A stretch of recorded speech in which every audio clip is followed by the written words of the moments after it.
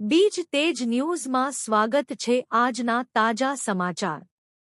તારીખ 11 માર્ચ 2025.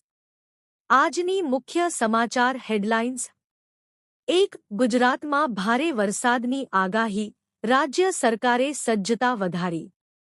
આજે ગુજરાતના વિવિધ ભાગોમાં ભારે વરસાદની આગાહી કરવામાં આવી છે. મૌસમી વિભાગના અધિકારીઓએ જણાવ્યું છે કે ઉત્તર ગુજરાત અને સૌરાષ્ટ્ર પ્રદેશમાં મોટી સંખ્યામાં વરસાદ થવાની સંભાવના છે. રાજ્ય સરકારે આપત્તિ પ્રબંધન ટીમોને સજ્જ રાખવાની સૂચના આપી છે. લોકોને સલાહ આપવામાં આવી છે કે તેઓ અનાવશ્યક બહાર નીકળવાનું ટાળે અને સલામતી સાથે રહે. 2. અમદાવાદમાં નવી મેટ્રો લાઇનનું ઉદ્ઘાટન.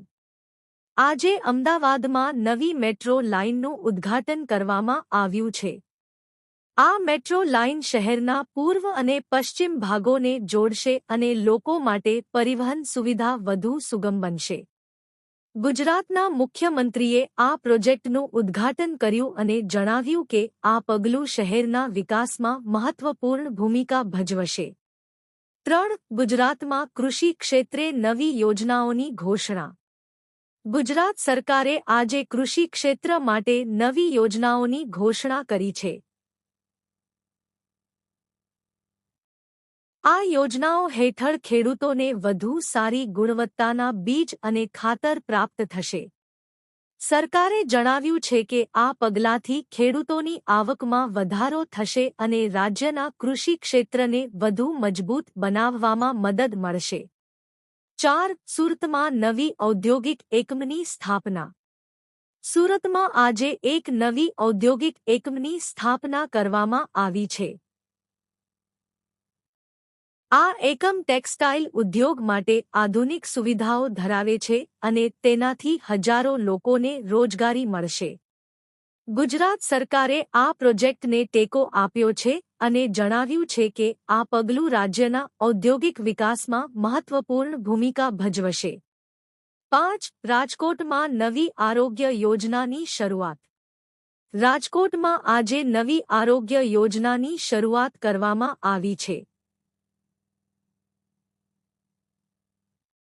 આ યોજના હેઠળ ગરીબ અને નિમ્ન આવક ધરાવતા લોકોને મફત આરોગ્ય સેવાઓ પ્રાપ્ત થશે. ગુજરાત સરકારે જણાવ્યું છે કે આ પગલું રાજ્યના નાગરિકોના આરોગ્ય સુધારણામાં મદદરૂપ થશે. નિષ્કર્ષ. આજે ગુજરાતમાં વિવિધ ક્ષેત્રોમાં નવી યોજનાઓ અને પ્રોજેક્ટ્સની શરૂઆત કરવામાં આવી છે. આ પગલાંથી રાજ્યના નાગરિકોને વધુ સારી સુવિધાઓ અને સેવાઓ પ્રાપ્ત થશે.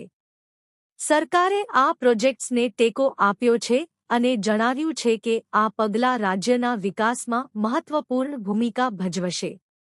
લોકોને સલાહ આપવામાં આવી છે કે તેઓ આ યોજનાઓનો લાભ લે અને સરકારી સુવિધાઓનો ઉપયોગ કરે.